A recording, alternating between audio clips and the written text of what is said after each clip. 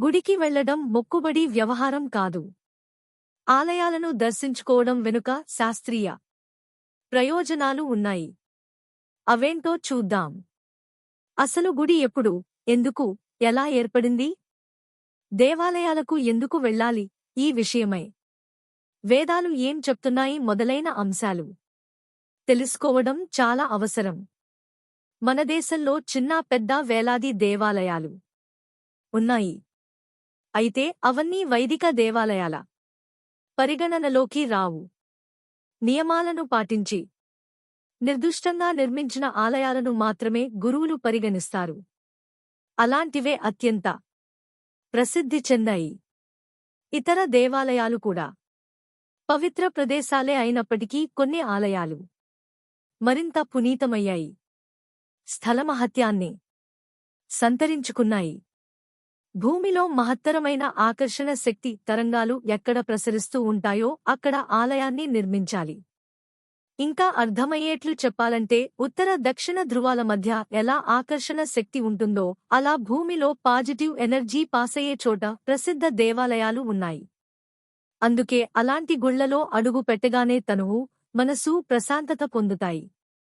దేవాలయ గర్భగృహంలో ఉత్కృష్టమైన ఆకర్షణ తరంగాలు కేంద్రీకృతమైన చోట మూల విరాట్టును నిలిపిన ప్రదేశంలో వేదమంత్రాలు రాసిన తామ్రపత్రాన్ని, రాగి రేకు నిక్షిప్తం చేసి ఉంచుతారు. రాగి లోహానికి భూమిలో ఉండే శక్తి తరంగాలను గ్రహించే తత్వం ఉంది. ఆ విధంగా రాగి గ్రహించిన ఆకర్షణను ఆ పరిసర ప్రాంతాలకు విడుదల చేస్తుంది. అందువల్ల రోజూ గుడికి వెళ్లి మూల విరాట్టు ఉన్న గర్భగుడి చుట్టూ ప్రదక్షిణ చేసే అలవాటు ఉన్నవారికి ఆ తరంగాలు సోకి అవి శరీరంలోకి ప్రవహిస్తాయి. ఎప్పుడో ఒకసారి ఆలయానికి వెళ్లేవారిలో ఆ శక్తి సోకినా గమనించదగ్గ తేడా తెలీదు. కానీ నిత్యం గుడికి వెళ్లేవారిలో పాజిటివ్ ఎనర్జీ చేరడం స్పష్టంగా తెలుస్తుంది. ఇకపోతే గర్భగుడి మూడు వైపులా పూర్తిగా మూసి ఉండి ఒక్కవైపు మాత్రమే తెరిచి ఉంటుంది. అందువల్ల గర్భాలయంలో ముఖద్వారం దగ్గర పాజిటివ్ ఎనర్జీ కేంద్రీకృతమై మరీ అధికంగా ఉంటుంది. గర్భగుడిలో వెలిగించే దీపం ఉత్పత్తి చేసే శక్తి కూడా చెప్పుకోదగ్గదే. ఆలయాల్లో గంటలు మోగిస్తారు.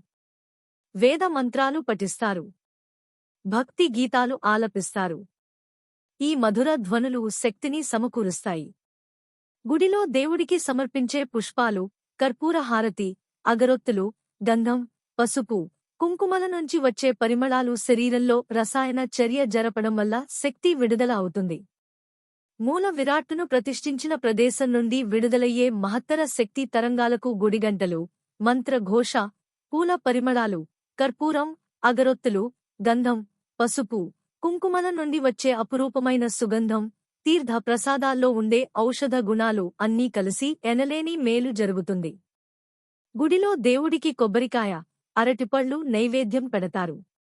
ఈ కొబ్బరిని, అరటిపళ్ళని భక్తులకు ప్రసాదంగా ఇస్తారు. వీటిని సేవించడం వల్ల శరీరానికి అవసరమైన అనేక ఔషధాలు అందుతాయి. తీర్థంలో పచ్చ కర్పూరం, సిన్నమోమం క్యాంఫోరా, యాలుకలు, కాడమం, సాంబ్రాణి, సమ్మరేను చెట్టు నుండి వచ్చే ధూపద్రవ్యం లేదా సాంబ్రాణి తైలము, బెంజోన్, తులసి పత్రాలు, హోలీ బేసిల్, లవంగాలు, క్లోవ్ మొదలైనవి కలుపుతారు. ఆయా పదార్థాలు అన్ని ఔషధగుణాలు కలిగినవే. అలా గుడికి వెళ్లినవారు సేవించే తీర్థం ఎంతో మేలు చేస్తుంది. రక్తాన్ని శుద్ధి చేస్తుంది.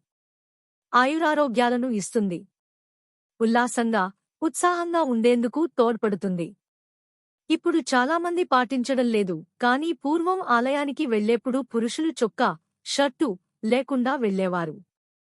దాంతో ఆలయ ప్రాంగణంలో ఉండే శక్తి తరంగాలు వేగంగా పురుషుల శరీరంలో ప్రవేశిస్తాయి.